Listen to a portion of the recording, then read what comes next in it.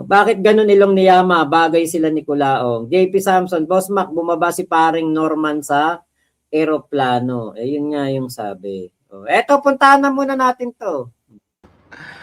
Masaya, masaya.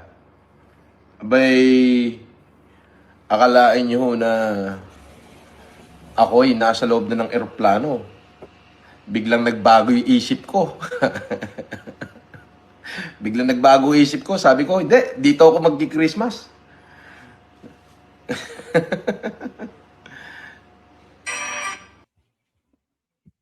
Ayun, yun ang sabi ni Culaong. Nagbago daw ang isip niya, dito daw siya magki-Christmas. Ayun. So, palakpakan natin si Culaong. Palakpakan po natin. Ayan. Galing mo talaga magsinungaling, Culaong. Alam naman namin, ako, personally, alam ko bakit. Sinabi sa akin ng abogado yan eh. Sinabi sa akin ng abogado ni Culaong, nung okay pa kami, di sabi ko kasi dun sa abogado ni Culaong noon, hindi ko na lang po pangalan ng abogado ni Culaong na nakausap ko. Tinanong ko, sabi ko, attorney, si FLM ay plano po na pumunta po dito sa Malaysia. Ito 'yon, para meron kayong para malaman ninyo. Ito yung sinabi sa akin ni Culaong noon. Kaya kita tinawagan. Kaya nag-video call ako sa iyo para malaman mo na ako kausap mo. Opo, yun nga. Pero totoo po ba yung pupunta po kayo dito? Yes.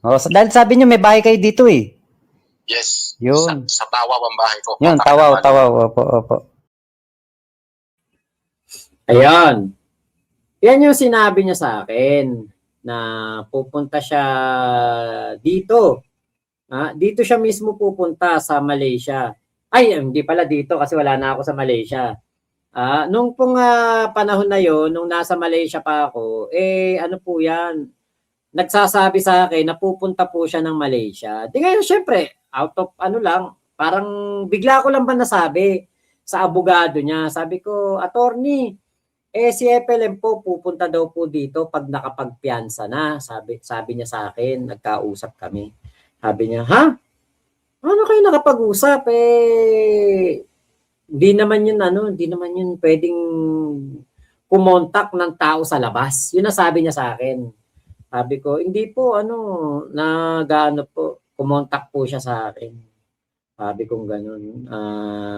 Tinatawagan ako, binibideo call, tinatawagan niya yung number ko sa Malaysia. Sabi, okay. Sabing ganun. Baka nakakagamit siya ng cellphone. Sabi ko, nakakagamit. Pupunta daw po siya dito sa sa Malaysia. Sabi ko ganun. Tapos sabi nung abogado, ang alam ko kapag makapagpiyansa si Norman, hindi siya pwedeng makalabas ng bansa. Yun ang sabi po sa akin. Sabi ko, okay. Bakit po? Kasi kapag ikaw on bail ka, lalo at non-bailable ang kaso mo, ay lamok. Kunwari, hindi naman, kasi yun nga yung pinaliwanag din sa akin ng abogado, hindi lahat ng kaso na non-bailable ay no bail talaga. May mga pagkakataon na katulad nung nangyari kay Culaong, hindi na umattend sa hearing yung nag-akusa sa kanya, nagkaso sa kanya, kaya po, siya ay hindi po nagtagal sa kulungan at pinalaya habang kumbaga 3 taon at 7 buwan, nakalaya din po siya kasi nga po, nag-grant ang kanyang motion for bail. O di pinaliwanag sa akin gano'n. Ngayon sabi ko, pupunta po dito si FLM. Yun nga sabi, hindi pwede. Kasi kapag siya nakapagpiyansa, kailangan niya na isuko ang kanyang pasaporte doon. Doon po sa husgado. Ngayon, ito ang aking point. Kasi doon sa husgado, kilala si Culaong as Norman Mangusin. Hindi Francis Leo Marcos. Katulad ng kanyang pinagyayabang. Kaya ito yung kanyang maaring naisip ko lang, maaring ito yung pasaporte na ibinigay niya doon sa husgado. Kasi nga, ang alam ng husgado, siya si Norman Mangusin eh. Ang husgado kasi, ito, ayan.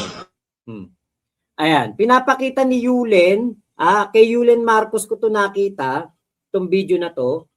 Ayan yung birth certificate, tapos mga passport ni Culaong. Alam ko hindi na ganito ang passport eh.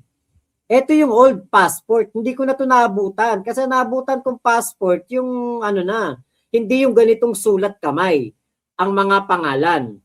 Ang passport na naabutan ko, yung electronic na, yung tawag doon, yung nakasulat na talaga.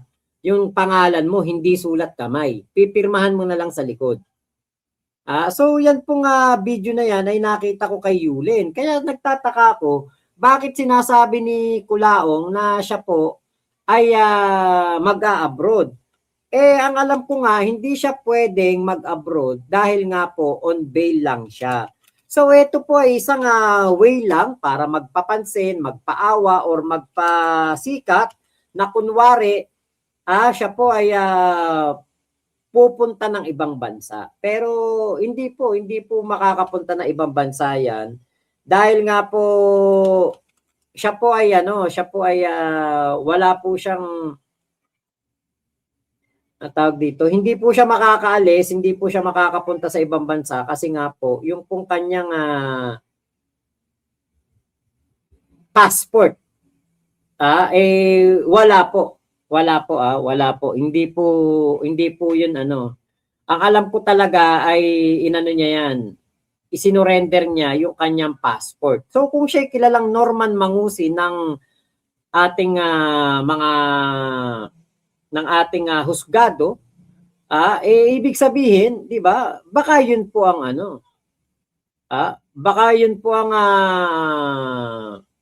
pinakita niya yung passport niya na Norman Mangusin. Kasi nga po, Norman Mangusin ang kanyang tunay na pangalan, yan ang tunay niyang pagkakakilanlan, hindi po siya kilala ng korte as Francis Leo Marcos.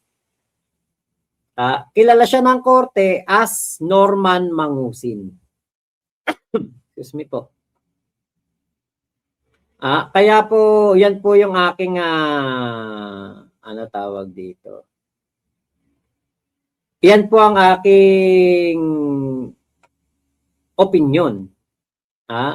Meron pang isang video yun may pinapakita siya na na parang visa.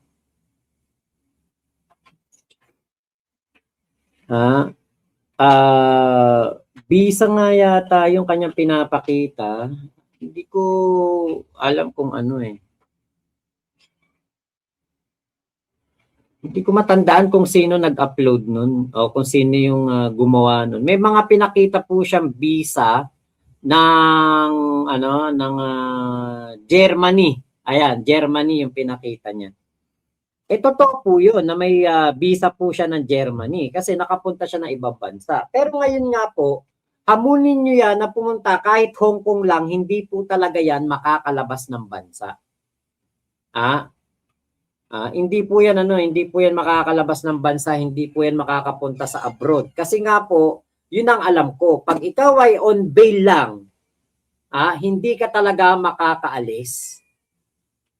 Hindi ka talaga makakapunta sa sa ibang bansa kasi nga kailangan mo pang humiling ng travel authority sa korte. Pero ang isa sa mga condition para ikaw ay mabigyan ng bail ay mangangako ka doon na hindi ka bibiyahe kailanman. Kaya nga, meron po siyang hold departure order. Yan po. Di ba sabi niya na dismiss na yung mga kaso niya? Ano tawag dyan? May hold departure order po siya at talaga pong meron po siyang mga nakabinbin pang kaso. Hindi po totoo na siya po ay wala ng kaso. Ayun nga, may hold departure order siya as Norman Mangusin. Ayan Hold departure order from Bureau of Immigration, active. Norman Mangusin, ang alias Francis Leo Marcos. Ayan yung criminal case. Ayan nakalagay. Ayan. Diba? Ang naglabas po ng kautusan ng hold departure order ay ito pong RTC Branch 19 ng Manila. Order dated. Ayan, December 18, 2023. So alam ni Culaong na hindi po talaga siya makakalabas ng bansa. Alam niya yun. Umaarte lang na kunwari na upload, kunwari bumaba ng eroplano, kunwari hindi na sasakay ng eroplano, kunwari hindi na pupunta ng ibang bansa. Pero ang totoo, siya po ay talagang alam niya 'yun. Hindi siya talaga aalis o hindi talaga siya makakalabas. Hindi po talaga. Dahil nga po naka-hold departure order siya. So yan, arte lang ni Culaong para po magmukhang talagang may planong mag-abroad.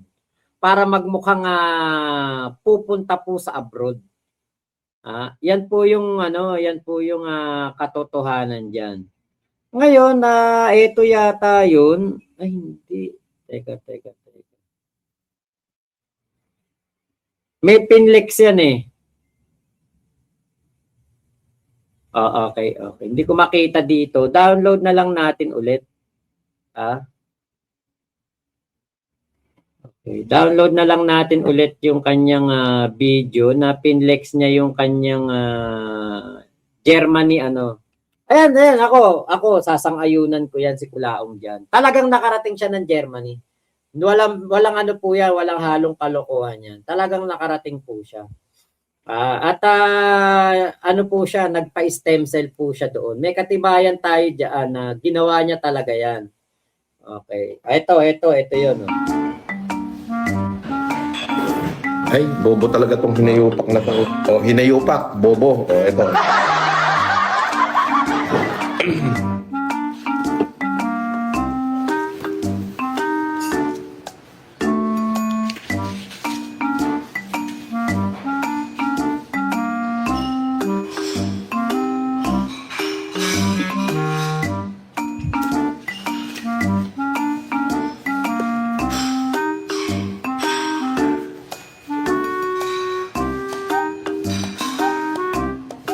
Ayan Yung visa ko 2029 pa.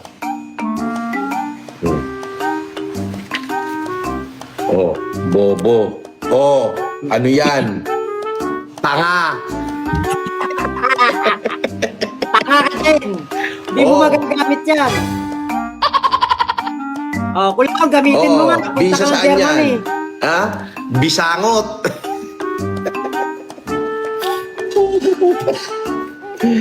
Bobo kami no minuto. Palibasa kayo kasi hanggang dyan lang kayo. Hanggang dyan ka lang. You live a small, sad life. You live a small, sad life. Hamak namang mas masaya yata tayo kay Culaong. Wala tayong kinakaharap na kaso. Hindi tayo tinutulongges araw-araw. Diba? Parang mas masarap buhay natin kay Culaong. Ako sa tingin ko, mas masarap buhay ko kay Culaong. Hindi ako nangungupahan. Kasama ko pamilya ko. Kasama ko anak ko. Meron akong buhay na anytime magagawa ko yung gusto ko. Kita nyo, nakarating ako ng Hong Kong, Macau, China. Dahil sa ako yung pwedeng lumabas ng bansa. Pero si Culaong may visa ng Germany pero hindi na po yan makakapunta ng Germany. Meron lang siyang visa. Pero wala po siyang kakayahan na umalis ng bansa. Dahil nga po, nandito ang hold departure order. Kaya yung sinasabihan mo Culaong ng tanga, ikaw ang engot. Iengot-engot ka. Alam namin na hindi ka na makakaalis ng bansa. Alam namin yun. Ayan, eto. Totoo yun na nakapunta po si Culaong sa abroad. Nakapunta po siya sa Germany. Hindi po ano yan, hindi po yan na lihim. Talaga pong nakapunta siya. Ngayon, ito po yung video ng kanyang pagpunta sa Germany. Ay, ito. Bante natin konti.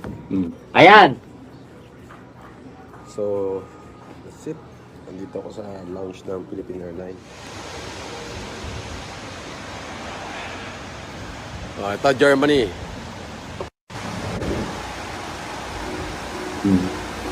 Nag-stem cell po siya doon sa Germany. Yung sundo ko, wala pa. Coordinate mo nga. Libre wifi, lahat-lahat libre.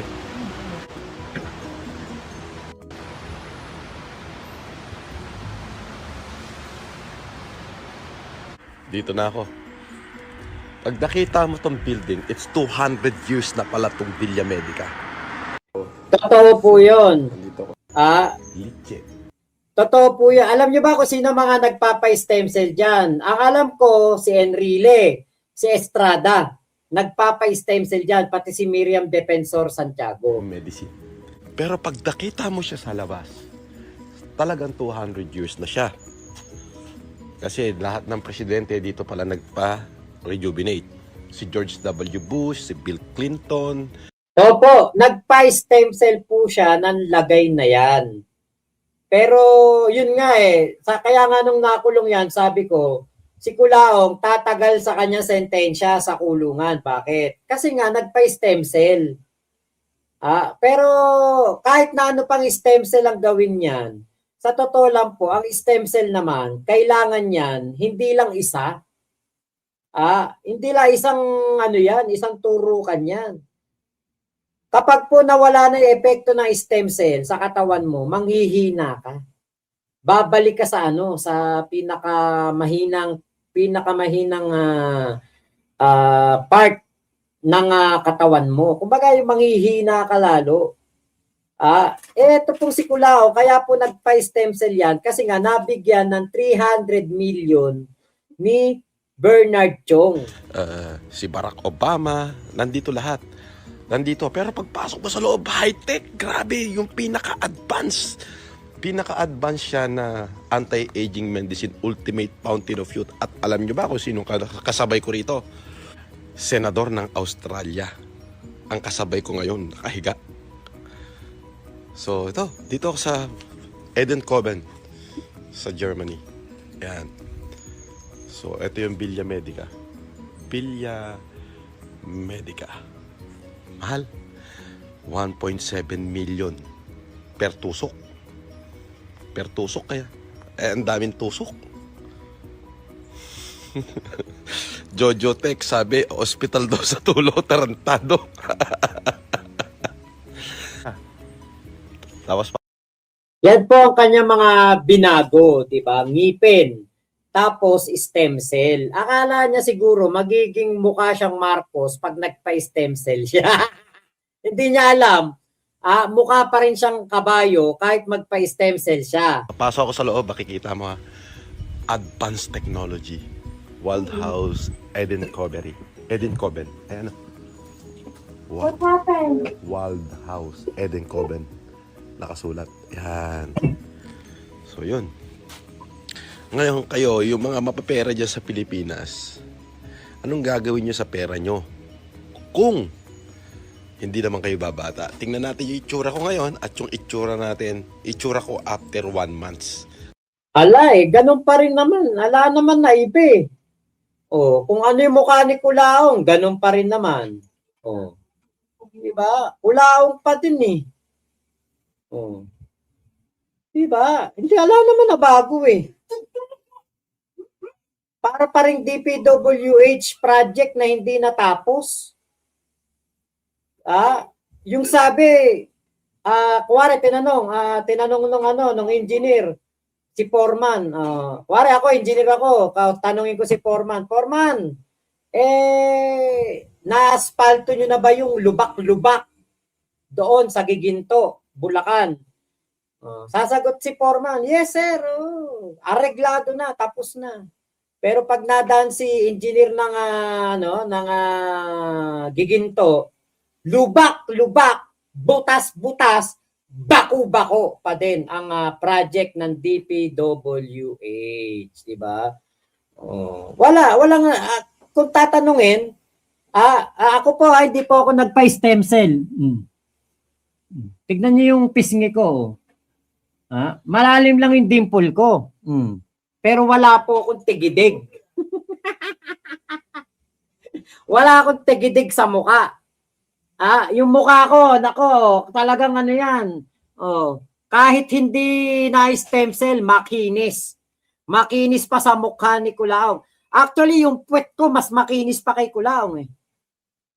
Yung puwet ko mas makinis pa po. Yung mukha ni Kulaong mas makinis pa puwet ko. Kasi ikukulong ako rito eh. Ikukulong ako na isang buwan. O araw-araw akong tuturukan ng kung ano-ano ituturok sa akin. Kanina, chinek up yung buong katawan ko. Ito before pandemic po ito nangyari, before pandemic.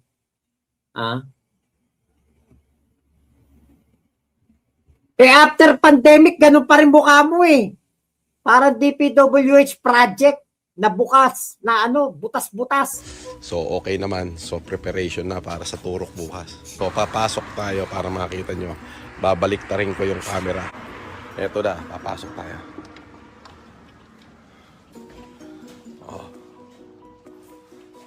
Okay. So, yan.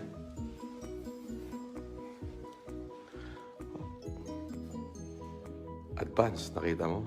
Parang nasa bunker. Pero high-tech siya. Okay.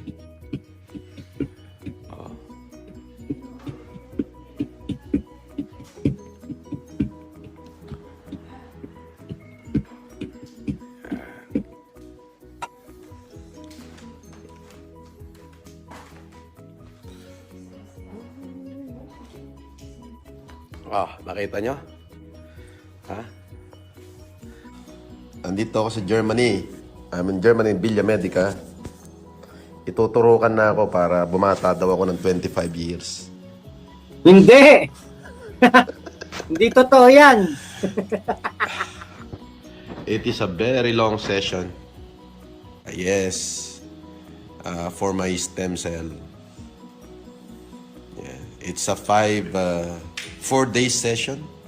And then pagpapahingahin ka ng isang buwan, patutulugin ka nila rito ng 1 year. So, babubuhay na ako ng 250 years kasi babata ako ng 25 years. Yung aming doktor, Katarantaduhan yan, 200 years. Pag ikaw nakabalik sa Hoyo at nakita ka nung ABB, yung Alex Boncayaw Brigade, yung mga Sputnik, sige-sige gang, ewan ko lang kung abutin ng 200 years yung wet packs mo.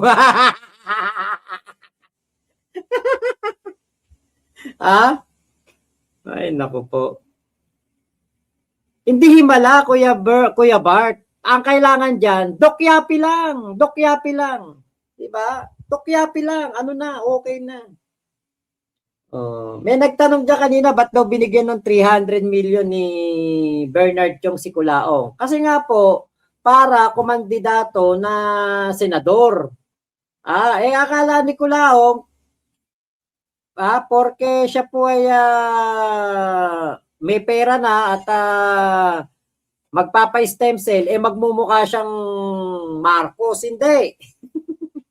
Hindi ka mukha Marcos, mangusin pa din. yung doktor namin, 124 years old na. Ang lakas pa. Ganyang kalupit dito sa Villa Medica.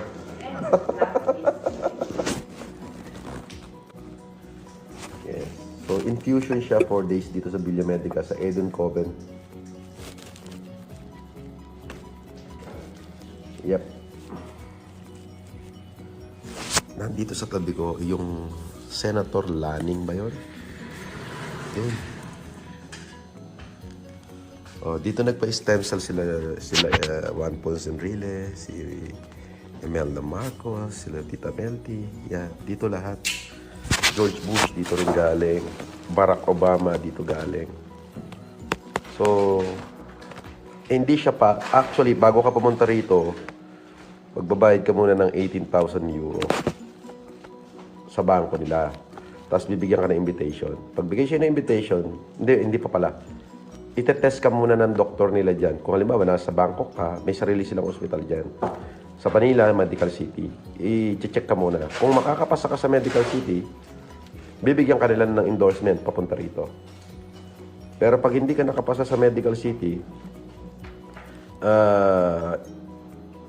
ibabalik yung pera mo. Yun. Pero pag nakapasa ka, pumasa yung blood test mo, lahat-lahat, bibigyan ka ng endorsement, bababiyahihin ka nila rito sa Eden Coven. Tapos dito isasaksak yung stem cell mo. Ayan. So, totoo yan.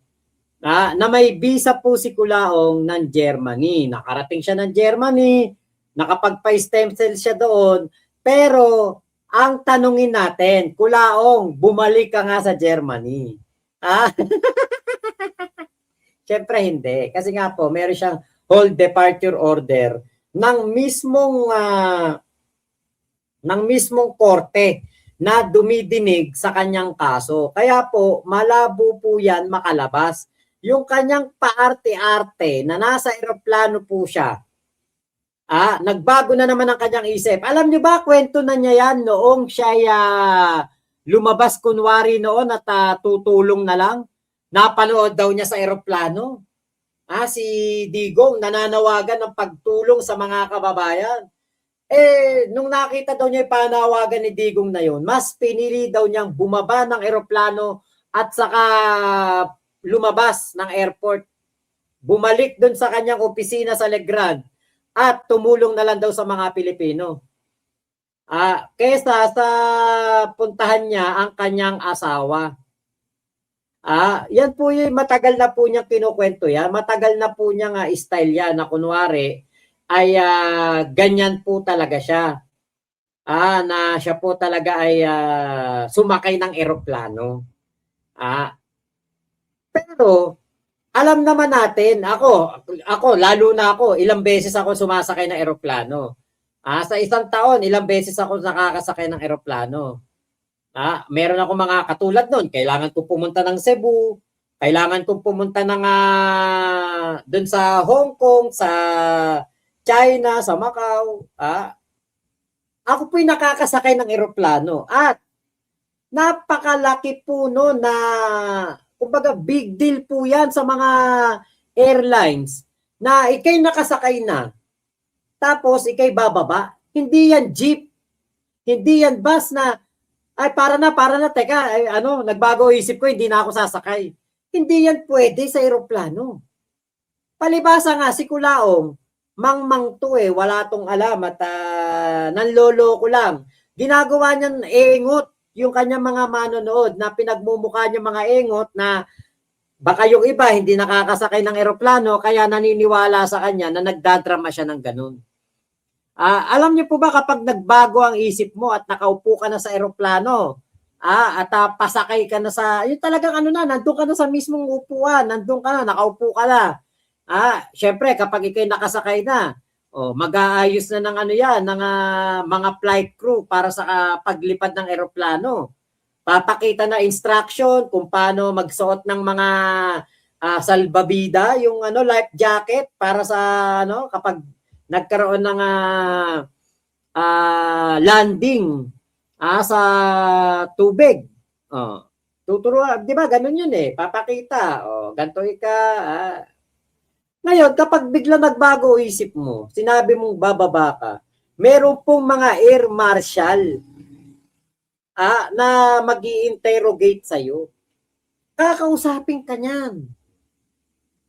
Talagang aanuhin ka niyan. Talagang iimbestigahan ka niyan. At dahil sa pagbaba mo sa eroplano na yan, dahil lang po sa isang tao, madidelay ang flight. Hindi matutuloy ang paglipad. Hindi matutuloy ang paglipad at eto pa matindi. Kapag ikaw ay kasi unang beses sinabi niya, ginawa niya na yan nung panahon ng pandemic yung malapit na mag-lockdown. Sinabi niya, napanood niya si Digong, bumaba siya ng eroplano. Kuwari, totoo yun ha. Tapos ngayon, palipad na yung eroplano na naman. Nagbago na naman isip mo, nasa eroplano ka, bumaba ka na naman.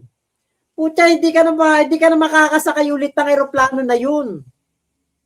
At, kunwari, nagbago isip mo, sumakay ka sa Philippine Airlines.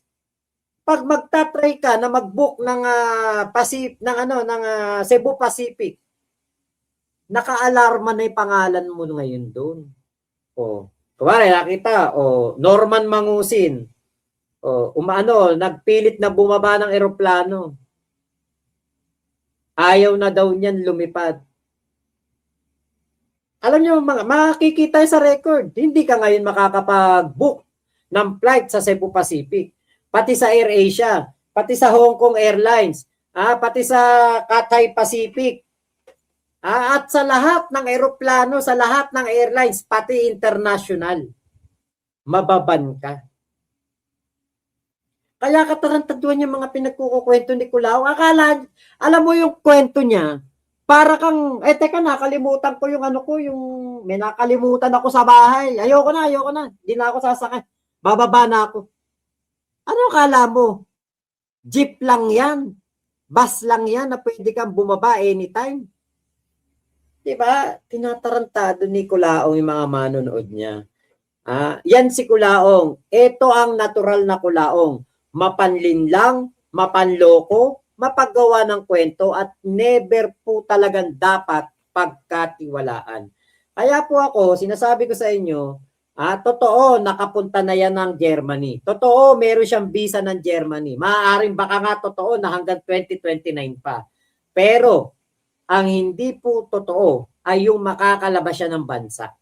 Tinotolongges lang kayo ni Kulaong. Pero, ibabalik natin sa kanya yung tolongges na yan. Kaya, nako,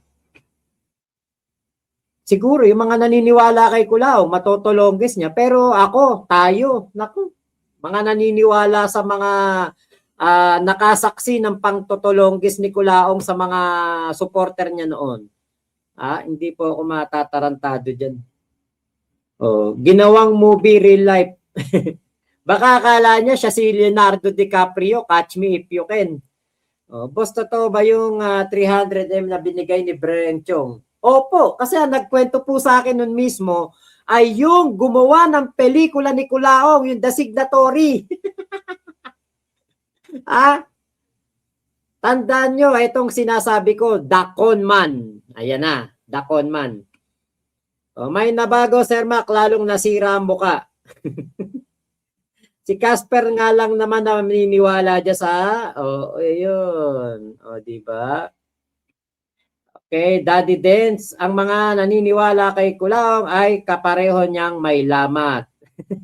Ay, Ate Susan, ni Jiro, hello po. Long time no see. Hello. Ayan, balik Kulaong po ako, ate. Irene Legaspi, ayun, trilyonaryong hindi mapaayos ang ilong. Diba? Eto, kung totoo talaga, 1.7 million yung pagpapa-stem cell. Kunwari, totoo yun. Kasi sa 11 sinabi ni Kulaong, 12 yung mali. Ngayon, kunwari, totoo yun, 1.7 million. Sana pumunta ka na lang kay Doc Yapi. Pinaayos mo yung mukha mo. Pinagaya mo yung mukha ni Sandro Marcos o kaya mukha ni Jeannie. Jeannie ba pangalan nun, yung bunso? Pinagaya mo mukha ni BBM, yung batang BBM. 'Di ba? Kay Doc Yapi o kay Vicky Bello o kung saan man, kung sino man yung nagpa-plastic surgery sa Thailand. 'Di ba? Pinabago mo yung mukha mo. Yun pa. Baka maniwala pa kami, ikaw si Francis Leo Marcos. Pero yung pinagkakalat mo, ikaw si Francis Leo Marcos, kahit na magpa-stem cell ka pa, kahit na magpa-sirkonya ka pa ng ngipin, kung ang mukha mo naman mukhang Gilbert Mangusin, mukhang Reme, mukhang Doña Reme, ay wala. Di mo kami mauuto. Saan pala private plane ni Kulaong? Di ko po alam. Baka lang yun, matchbox lang yun, o yung tawag doon, Hot Wheels. Dapat ginaya niya mukha ni Pacifico. Oo nga, no, pink butterfly. Bert Agtarap, hindi lang ilong sira dyan sa tao na yan. Buong pagkatao niyan sira. Kamukha ni Kulaong si Marlo.